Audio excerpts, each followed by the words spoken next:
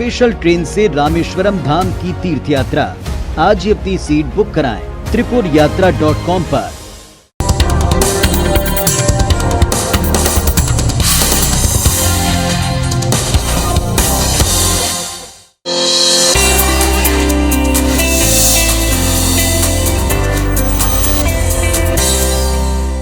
नमस्कार, स्वागत है आपका IBC 24 में और मैं हूं आपके साथ शालिनी हाडिया। आप देख रहे हैं सेहत से जुड़ा हमारा खास कार्यक्रम हेल्थ गुरु।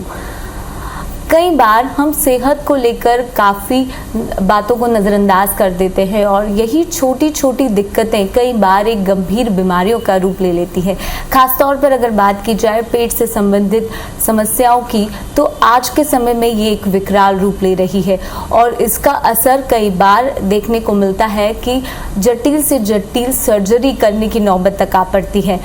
हालांकि 21वीं सदी में मेडिकल साइंस ने भी खूब तरक्की कर ली है और आज आधुनिक तकनीक से हर प्रकार की जानना संभव हो पाया है। आज के हमारे इस हेल्थ गुरु में हम बात करेंगे लेटेस्ट टेक्नोलॉजी का और किस तरह से पेट से संबंधित बीमारी से निजात पाना आसान हो चुका है। तो चलिए आगाज करते हैं हेल्थ गुरु का।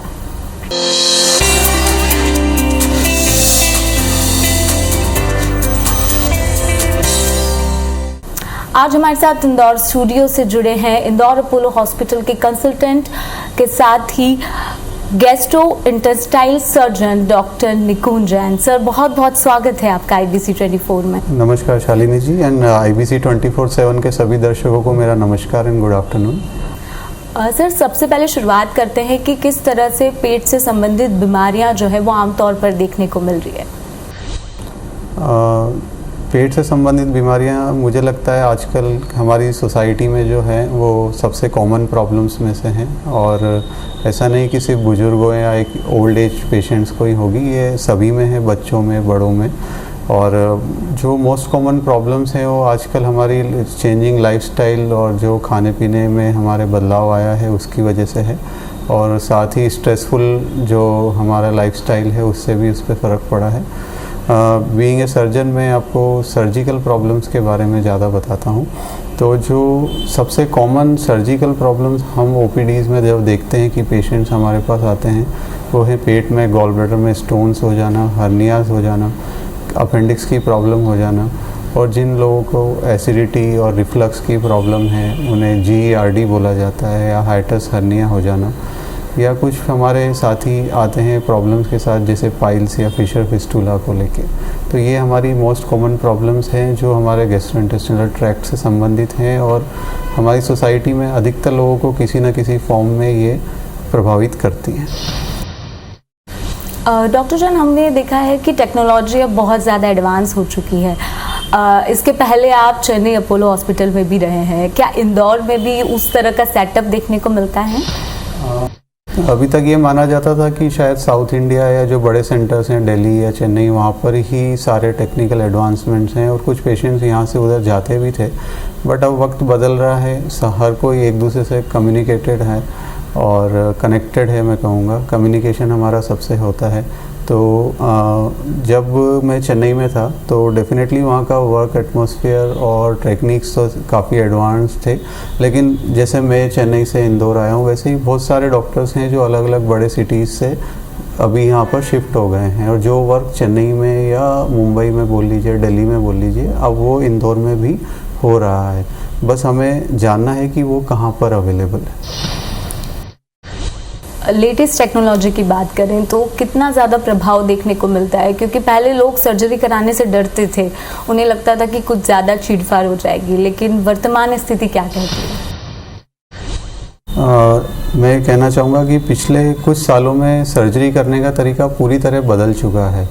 पहले सर्जरी का मतलब होता था कि बहुत ही एक पेन स्टिमुलस वाला कोई एक्सपीरियंस होगा, बहुत ही अनकंफर्टेबल पेशेंट रहेंगे, लेकिन अब ऐसा नहीं है क्योंकि आजकल कोई भी सर्जरी हो वो बिना पेट पे चीरा लगाए सिर्फ दूरबीन के द्वारा अंदर जाके आसानी से की जा सकती है और ये आजकल हर सेंटर पे इजीली अवेलेबल है। तो जो टेक्निक्स हैं, टेक्नोलॉजी है, वो काफ़ी एडवांस हुई हैं, साथ में पेशेंट्स के लिए अफोर्डेबिलिटी भी बढ़ी है। तो जो मेन एडवांटेजेस पहले के कंपैरिजन में अब हुए हैं वो ये है कि कॉम्प्लेक्स केसेस में भी हम लेप्रोस्कोपिक सर्जरी हो गई या लेज़र सर्जरी हो गई या रोबोटिक सर्जरी हो गई, इन तरीक़ों से पेशेंट्स को या कहीं कहीं पर एंडोस्कोपिक प्रोसीजर्स से पेशेंट्स को ठीक कर सकते हैं। तो जो उनकी सर्जिकल प्रॉब्लम्स हैं उनके लिए अब उन्हें उस तरह के पेट पे चीरा लगा के जो ऑपरेशंस किए जाते थे जो काफ़ी दर्द वाले होते थे, रिकवरी बहुत प्रोलॉन्ग्ड होती थी जिसमें ब्लड लॉस काफ़ी होता था, वो सब अब चेंज हो गया है। एब्डोमिनल सर्जरी के बारे में बात की जाए तो कितना बदलाव आप देखते हैं? काफ़ी बदलाव मैं देख रहा हूँ क्योंकि पहले एब्डोमिनल सर्जरी वॉज असेंशली कि कट लगेगा, एक ओपन सर्जरी होगी। आज भी हमारे यहाँ शायद छोटे सेंटर्स पे या जो पेशेंट अफोर्डिंग नहीं है वो अभी उन्हीं चीज़ों को फेस कर रहे हैं, उसी से गुजर रहे हैं। लेकिन अब एब्डोमिनल सर्जरी करने का तरीका पूरी तरह बदल गया है और ये एक ऐसा फील्ड है जिसने पिछले 5 साल में मैं कहूँगा बहुत ज़्यादा तरक्की हुई है और पेशेंट्स में भी काफ़ी अवेयरनेस आई है। अब जो इंदौर में हमारे पास पेशेंट्स आ रहे हैं वो हमसे आगे रह के डिमांड करते हैं कि सर कोई मिनिमल एक्सेस तरीके से, मतलब दूरबीन से या लेज़र या वो किसी भी लैंग्वेज में जो वो समझते हैं उसमें हमसे सर्जरी के बारे में पूछते हैं या डिमांड करते हैं कि ये सर्जरी इस तरीके से हो सकती है क्या, और हम उन्हें एक्सप्लेन करते हैं कि क्या क्या तरीके हैं, ओपन सर्जरीज़ के क्या क्या अल्टरनेटिव हैं, उस तरीके से हम आपको ट्रीट कर सकते हैं। डॉक्टर जैन, हमने देखा कि मिनिमल एक्सेस सर्जरी का जो चलन है वो काफ़ी बड़ा हुआ है। किस तरह की ये सर्जरी होती है? मिनिमल एक्सेस मतलब आपको पेट के अंदर जाते वक्त मिनिमल इंसिजन या होल से अंदर जाना है, that is all about minimal access. देन उसके बाद हम डाइजेस्टिव ट्रैक्ट पे जब सर्जरी करते हैं तो ऑलमोस्ट किसी भी बीमारी को हम यदि सर्जरी की ज़रूरत है तो मिनिमल एक्सेस से हम कर सकते हैं। और इवन मैं कहूँगा कि जो ओपन सर्जरीज होती हैं उनसे बेटर वर्क आजकल मिनिमल एक्सेस सर्जरी में हो रहा है। तो कॉमन प्रॉब्लम्स आप ये मान लीजिए गॉल ब्लैडर हर्नियाज हो गए, अपेंडिक्स हो गए, ये तो है ही। साथ में आजकल कोई भी रिफ्लक्स है, हाइटस हर्निया है, कॉम्प्लेक्स ईसोफेजल सर्जरीज़ हैं, आहार नली की सर्जरी है, हमारी इंटेस्टाइन में कोई प्रॉब्लम है या कोई बड़े ऑपरेशंस जैसे कैंसर के ऑपरेशन हो गए, मान लीजिए कि किसी को पैनक्रेटिक ट्यूमर है या किसी को रेक्टम में कैंसर है, तो वो सब भी अब मिनिमल एक्सेस सर्जरी से इजीली डील किए जा सकते हैं। और जो कि आज से कुछ सालों पहले तक ऐसा लगता था कि शायद संभव ना हो, लेकिन अब संभव है और रेगुलरली इंदौर में हम लोग ये सर्जरीज कर रहे हैं और हमारे पेशेंट सभी काफ़ी अच्छे इम्प्रूवमेंट और रिकवरी दिखाई है उन्हें और हमारे रिजल्ट्स भी काफ़ी अच्छे रहे हैं। डॉक्टर जैन, क्या ट्यूमर और कैंसर में भी इस तरह की सर्जरी एप्लीकेबल हो रही है क्या? हाँ, आज वही मैंने बताया कि हमारे जो लार्ज ट्यूमर्स हैं, जैसे लार्ज इंटेस्टाइन का ट्यूमर है, स्टमक के ट्यूमर है, इंटेस्टाइन के ट्यूमर है, ईसोफेगस के ट्यूमर हैं, उनकी सर्जरीज अब इजीली मिनिमल एक्सेस तरीके से हो रही है, चाहे वो लेप्रोस्कोपी से की जाए, थोरेकोस्कोपी से की जाए, या जिन सेंटर्स पे रोबोटिक सर्जरी की फैसिलिटीज़ अवेलेबल है वहाँ रोबोटिक सर्जरी से ये चीज़ों को आराम से हम डील कर पा रहे हैं। ये सबसे महत्वपूर्ण जानकारी आपने साझा रखी है। रोबोटिक सर्जरी कैसी होती है, किस तरह का टेक्नोलॉजी का इसमें इस्तेमाल किया जाता है? रोबोटिक सर्जरी में क्या होता है, सर्जरी जो है वो सर्जन को ही करना है, ह्यूमन बीइंग को ही करना है। रोबोट एक इंस्ट्रूमेंट है। कई लोगों को लगता है कि रोबोट सर्जरी करेगा, बट वो नहीं होता है। तो वो एक इंस्ट्रूमेंट है जिसके द्वारा एक सर्जन अपने पेशेंट्स का इलाज करते हैं। उसमें एडवांटेज ये रहते हैं कि हमें पेट पे कट लगाए बिना ही रोबोटिक सर्जरी में इस तरह के विजन मिलते हैं, जैसे हमें लगता है कि हमारे दोनों हाथ पेट के अंदर हैं और हम अंदर अपने हाथ डाल के सर्जरी कर रहे हैं, जबकि रोबोटिक इंस्ट्रूमेंट अंदर होते हैं और वो सर्जन के फुली कंट्रोल में होते हैं और सर्जन उसको अपने स्क्रीन पे और बैठ के कंफर्टेबल एनवायरनमेंट में आराम से बैठ के सर्जरी करते हैं और 3D विज़न मिलता है, डेप्थ परसेप्शन बहुत अच्छा होता है, तो सर्जरी करना ज़्यादा आसान होता है, सर्जरी ज़्यादा प्रिसाइज होती है। और उसके बाद जैसे हम यदि हाथ को देखेंगे तो हम सबके हाथ में छोटे से मूवमेंट्स होते हैं, ट्रेमर्स होते हैं। तो रोबोटिक सर्जरी में ये एबिलिटी होती है कि वो सर्जन के हाथ के छोटे मोटे ट्रेमर वाले मूवमेंट्स को फिल्टर कर देता है और जो डेफिनेट मूवमेंट सर्जन के हैंड के हैं वो ही अंदर जाएंगे। साथ में रिस्टेड मूवमेंट्स होते हैं, तो अंदर ऑपरेशन करना और डिफ़िकल्ट सर्जरीज़ को करना, लंबी सर्जरीज़ को करना ज़्यादा इजी है। सर, हमने देखा कि बहुत ज़्यादा एडवांस टेक्नोलॉजी आ गई है, लेकिन अगर हम वही आर्टिफिशियल इंटेलिजेंस की बात की जाए तो ये सर्जरी में कितना ज़्यादा प्रभाव डालते हुए नज़र आ रही है? आर्टिफिशियल इंटेलिजेंस एक ऐसा टर्म है जो सबको बड़ा अट्रैक्ट करता है और नो डाउट इस पे काफ़ी काम हो रहा है, बट मैं कहूँगा कि अभी फ़िलहाल सर्जरी में इसका उतना रोल नहीं है। आर्टिफिशियल इंटेलिजेंस एक टूल है, मैकेनिकल टूल है या एल्गोरिदम है या एक सॉफ्टवेयर है जो रोबोटिक सर्जरी में इनकॉर्पोरेट कर रहे हैं और सर्जरी करते वक्त इट विल हेल्प सर्जन को ये बताने के लिए कि आप जब यहाँ तक पहुँच गए हैं, इसके आगे यदि आप और आगे जाएंगे तो हमारी बॉडी का ये इम्पोर्टेंट पार्ट अब आने वाला है। तो सर्जन पहले से ही अलर्ट हो जाएंगे या अपने मूवमेंट्स को उस हिसाब से मॉडिफाई कर लेंगे। तो ये एक आर्टिफिशियल इंटेलिजेंस है। अभी एब्डोमिनल सर्जरी में वो सिर्फ रोबोटिक सर्जरी में थोड़ा सा इनकॉर्पोरेट हो रहा है, लेकिन still it is in very early phase.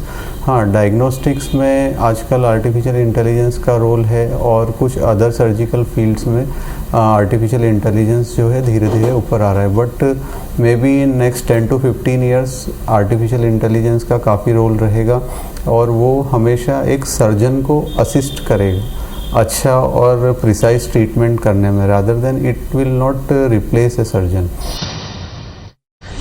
Doctor जन, हमने ये देखा कि बहुत सारे कॉमन चीज़ें हमें देखने को मिलती है, जैसे पथरी हो गया, स्टोन हो गया, इस तरह के केसेस क्या आपके पास ज़्यादा आते हैं? हाँ, स्टोन के पेशेंट्स हमारे पास काफ़ी आते हैं। तो एक गॉल ब्लैडर स्टोन्स के पेशेंट हमारे गैस्ट्रो सर्जरी में काफ़ी हमारे पास आते हैं और एक बहुत ही कॉमन प्रॉब्लम है। पहले ये माना जाता था कि कोई बहुत ओबीज है, 40 इयर्स एज क्रॉस कर लिया है या फीमेल्स जो हैं उनमें ये ज़्यादा चांसेस रहते थे, लेकिन अब ऐसा डिस्टिंक्शन नहीं है। अभी हम देख रहे हैं कि गॉल ब्लैडर स्टोन्स की प्रॉब्लम बढ़ती ही चली जा रही। तो यूजुअली ये जो स्टोन्स होते हैं वो कोलेस्ट्रॉल की वजह से बनते हैं। तो यदि हमारे खान पान में कंट्रोल कम है या कुछ लोग हैं जो नॉन वेजिटेरियन फूड खाते हैं तो वो लोग ज़्यादा इस चीज़ के लिए प्रोन है कि उनको गॉल ब्लैडर में स्टोन बन जाएगा। फीमेल्स में क्या होता है, जो कोलेस्ट्रॉल का जो नेचुरल फ्लो होता है प्रेगनेंसी के टाइम थोड़ा सा स्लो हो जाता है, तो उसके बाद भी गॉल ब्लैडर में स्टोन बनने का चांसेस रहता है। और कई लोग जो अच्छी हेल्दी लाइफस्टाइल जी रहे हैं उनमें भी हमने देखा है कि उनने पेट की सोनोग्राफी कराई और पता लगा कि गॉल ब्लैडर में स्टोन है।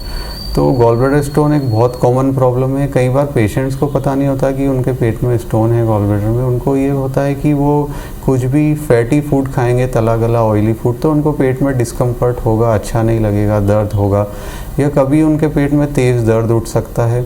तो कुछ पेशेंट सीधे हमारे पास ऐसे आते हैं कि पेट में काफ़ी सूजन हो गई है या जॉन्डिस हो गया है, और हम जब उनको इवेलुएट करते हैं तो पता लगता है कि इनके गॉल ब्लैडर में स्टोन है और उस स्टोन से और स्टोन रिलेटेड कॉम्प्लिकेशंस की वजह से पेशेंट्स में ये प्रॉब्लम हो रही है। तो हम लोग पेशेंट्स को यही बोलते हैं कि आप एक रूटीन हेल्थ चेकअप तो अपना कुछ सालों में कराते रहना चाहिए और पेट की सोनोग्राफी उसका एक इम्पॉर्टेंट पार्ट है। और साथ में लाइफस्टाइल चेंजेस में ये करें कि आप कोलेस्ट्रॉल बढ़ाने वाली चीज़ें जो उसको आप कम से कम खाएं और हेल्दी फूड खाएं, वेजिटेरियन डाइट लें, हाई फाइबर डाइट लें। और जब भी आपको यदि सोनोग्राफी में पता लगता है कि गॉल ब्लैडर में स्टोन है तो एक बार स्पेशलिस्ट से मिल लीजिए कि इसके लिए कुछ करने की ज़रूरत है या नहीं, क्योंकि सभी पेशेंट्स में करने की ज़रूरत नहीं होती। सिर्फ उन पेशेंट्स में जो गॉल ब्लैडर स्टोन उन्हें परेशान कर रहा है या तकलीफ़ दे रहा है या कॉम्प्लिकेशन करने के चांसेस ज़्यादा हैं। दूसरा, जो डायबिटिक पेशेंट्स होते हैं कभी कभी उनमें गॉल ब्लैडर प्रॉब्लम्स हो रही होती लेकिन उनको वो उतना सिम्टम्स नहीं आते, दर्द उतना प्रोमिनेंटली प्रेजेंट नहीं करता, तो उनका गॉल ब्लैडर अंदर ही अंदर ख़राब हो रहा होता है। कई बार ऐसे पेशेंट सीधे गॉल ब्लैडर में स्टोन की वजह से पस बनने के साथ हमारे पास आते हैं। तो ये सारी चीज़ें हमें ध्यान रखना है। बेहतर है यदि एक स्टोन है तो स्पेशलिस्ट जो भी आपके आसपास हैं उनसे मिल लीजिए, उनकी सलाह लीजिए और उसके बाद उनसे फॉलोअप में रहिए।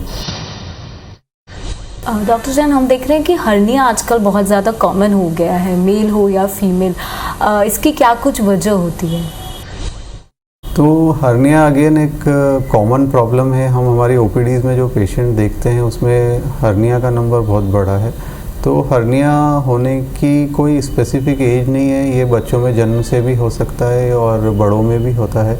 तो जो मोस्ट कॉमन एज है हम देखते हैं हर्निया को एक ओल्ड एज में मेल्स में, तो उनको हर्निया होने के चांसेस बहुत ज़्यादा होते हैं। उनको प्रोस्टेट की प्रॉब्लम्स होती है, वो यूरिन में ज़्यादा प्रेशर से यूरिन करने की कोशिश करते हैं और धीरे धीरे ग्रेजुअली उनको हर्निया बन जाते हैं या और भी किसी वीकनेस की वजह से। और सेम हर्नियास कई बार मस्कुलर फिट यंग एडल्ट्स में भी बन जाते हैं और उन केसेस पे हर्निया में हम ये मानते हैं कि हर्निया में जो सर्जरी करा लेना सबसे बेहतर है एक बार डायग्नोस हो गया तो।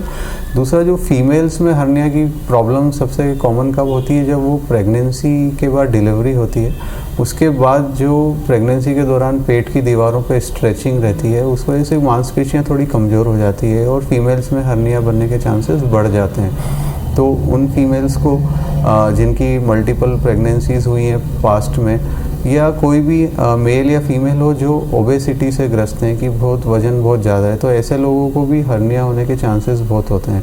प्लस यदि किसी का कभी कोई ऑपरेशन हुआ है, खास करके चीरे वाला ऑपरेशन या ओपन सर्जरी, तो ऐसे पेशेंट्स को भविष्य में हर्निया बनने का रिस्क बहुत रहता है। तो यदि कभी भी आपको अपने बॉडी पे कहीं पर भी कोई एबनॉर्मल उभार या बल्ज महसूस होता है तो ये एक हर्निया हो सकता है। तो आप अपने नज़दीकी सर्जन से मिल लीजिए, सर्जन्स इसको डील करते हैं और उनसे समझिए कि ये हर्निया है या कुछ और प्रॉब्लम है। और यदि एक बार हर्निया डिटेक्ट होता है तो उसका कैसे समाधान हो, कैसे करना चाहिए और राइट टाइम क्या है, राइट टेक्निक्स क्या है। एंडोस्कोपी के लिए लेकिन कहा जाता है कि काफ़ी पेनफुल नहीं रहती है, क्या ये वाकई में सच है? मैं कहूँगा कि यदि एंडोस्कोपिक सर्जरी की बात करें अपन, तो हर्निया के रेफरेंस में जब एंडोस्कोपिक पेन फ्री सर्जरी की बात करते हैं तो ये एक कॉमन टर्म है। बेसिकली जो लेप्रोस्कोपी के इंस्ट्रूमेंट्स होते हैं उसी से हम ये सर्जरी करते हैं ऑपरेशन थिएटर में। बस ये है कि हमारा करने का तरीका बदल गया है। अब हम पेट में जाए बिना पेट की दीवार की लेयर्स के बीच चले जाते हैं, वहाँ पे जाके स्पेशल टेक्निक से हर्निया को ठीक करते हैं और मैश लगाते हैं। और ये टेक्निक जो है कन्वेंशनल जो लेप्रोस्कोपिक सर्जरी है उसके कंपैरिजन में मैं कहूँगा काफ़ी अच्छी है, पेशेंट्स के लिए काफ़ी सेफ़ है। इसमें कॉम्प्लिकेशंस होने के चांसेस कम हैं और डेफिनेटली दर्द जो होता है ऑपरेशन के बाद वो भी काफ़ी कम है। और कुछ डॉक्टर्स का ये मानना है कि यदि एंडोस्कोपिक तरीके से की जाए तो हर्निया के फ्यूचर में दोबारा आने के चांसेस भी कम हो जाते हैं। डॉक्टर जान, हम देखते हैं कि बहुत सारी कॉमन प्रॉब्लम्स इस दौरान उठती है, जैसे चेस्ट में बर्निंग हो गई या एसिडिटी हो गई, क्या इस तरह के केसेस भी मिलते हैं? आई थिंक ये जो हमने बात की गॉल ब्लैडर और हर्निया, उससे भी ज़्यादा कॉमन प्रॉब्लम है एसिडिटी होना। कई लोग कहेंगे कि मुझे काफ़ी एसिडिटी हो रही है, पेट में जलन हो रही है। तो क्या होता है, हमारे पेट में गैस्ट्राइटिस होता है। गैस्ट्राइटिस मतलब स्टमक के अंदर की लाइनिंग जो है उसमें सूजन आ जाती है। इसके बहुत सारे कारण होते हैं। कॉमन कारण है एक छोटे से बैक्टीरिया का इन्फेक्शन जो बहुत कॉमन है हमारी सोसाइटी में, हम लोग बाहर का खाना खाते हैं। तो दूसरा, जो हमारे साथी हैं जो बहुत ही स्पाइसी फूड खाते हैं, बाहर का खाना खाते हैं, उन लोगों को भी ये प्रॉब्लम्स बढ़ जाती है।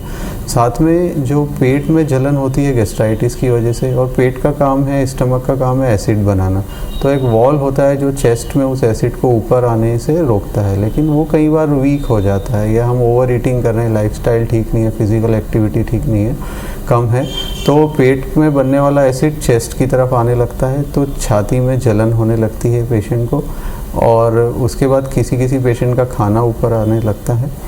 कुछ पेशेंट्स को ये सब सिम्टम्स पता नहीं लगते, उनको सिर्फ बार बार गले में खराश होगी या उनके दांत खराब हो रहे होंगे, लेकिन उसकी असली वजह होगी कि पेट का एसिड बन के ऊपर तक आ रहा है। तो यदि इस तरह के सिम्टम्स हैं तो अपने डॉक्टर से मिलिए, लाइफस्टाइल मॉडिफिकेशंस को समझिए। ये बहुत इम्पॉर्टेंट छोटी चीज़ें हैं लेकिन बहुत ज़्यादा ज़रूरी है, मरीज़ों को इस बारे में बिल्कुल पता होना चाहिए। इसके अलावा अगर हम लोग बात करें तो ये देखने में आया कि वेट लॉस के लिए भी, डायबिटीज़ के लिए भी लोग सर्जरी प्रेफर करते हैं। क्या ये संभव है और ये कराना क्या वाकई हेल्दियर डिसीजन होता है क्या? देखिए, जब भी कोई पेशेंट हमारे पास आता है जो उनके नॉर्मल वेट से ज़्यादा वेट है, तो हम देखते हैं कि वज़न कितना ज़्यादा है। यदि थोड़ा ज़्यादा है, या पेशेंट्स एक्टिवली उसको कम कर सकते हैं लाइफस्टाइल मॉडिफिकेशन से। अपने डाइटरी हैबिट चेंज करें, घूमने फिरने जाएं, एक्सरसाइज करें, रनिंग करें, स्विमिंग करें, या जो भी फिज़िकल एक्टिविटी वो कर सकते हैं। यदि वो करके वो कम कर सकते हैं तो ये सबसे अच्छा ऑप्शन है। सर आखिरी सवाल लूँगी, क्या टिप्स देना चाहते हैं हमारे व्यूअर्स को कि कैसे हेल्दी लाइफ जो है वो जी सकें? कहना चाहूँगा कि फिज़िकली एक्टिव रहें और सीडेंट्री लाइफस्टाइल नहीं रखना है। और यदि हम किसी चीज़ को पसंद करते हैं कि हमें मीठा खाना पसंद है या बाहर का खाना पसंद है तो हम वो कर सकते हैं, बट मॉडरेशन में। वो साथ में जिस दिन आपने वो कुछ खा लिया ठीक है, अगले दिन से वापस अपने एक अच्छे रूटीन पर आ जाइए और हेल्दी लाइफस्टाइल को अपनाइए और जंक फूड्स और इनसे बचिए। और मैंने देखा है ट्रेंड है कार्बोनेटेड ड्रिंक पीते हैं, कोल्ड ड्रिंक पीना है, जो कि उसमें कुछ न्यूट्रिशन तो है नहीं, वो हमें नुकसान ही पहुंचाएगा। तो प्रोसेस्ड फूड, पैक्ड फूड, उसकी बजाय आप जो भी फ्रेशली कुक्ड फूड है, ताज़ा खाना है, उस पर ज़्यादा जाएं और जितना हो सके अपने आप को हमारे पुराने तरीक़ों की तरफ लेके जाइए जो हमारे शायद बुज़ुर्ग लोग किया करते थे। बहुत बहुत शुक्रिया IBC 24 के साथ जुड़ने के लिए। तो हमारे साथ इंदौर अपोलो हॉस्पिटल से डॉक्टर निकुंज जैन थे, जिन्होंने बेहद महत्वपूर्ण जानकारी आज साझा की है कि किस तरह से अगर छोटी सी भी समस्या पेट से संबंधित जुड़ी होती है तो तुरंत डॉक्टर से कंसर्न करना होता है, क्योंकि कई केसेस में सिचुएशन आउट ऑफ कंट्रोल हो जाती है और उस समय केवल सर्जरी ही एकमात्र ऑप्शन बनता है। तो हमारी कोशिश यही है कि आप हमेशा स्टे हेल्दी रहे और अपनी जो लाइफस्टाइल है उसमें बेहतर और पॉजिटिव एटीट्यूड के साथ हेल्दियर खाना जो है वो अपने डाइट पे शुमार करें। आज की हमारी इस खास पेशकश में इतना ही। मुझे दीजिए इजाज़त। नमस्कार।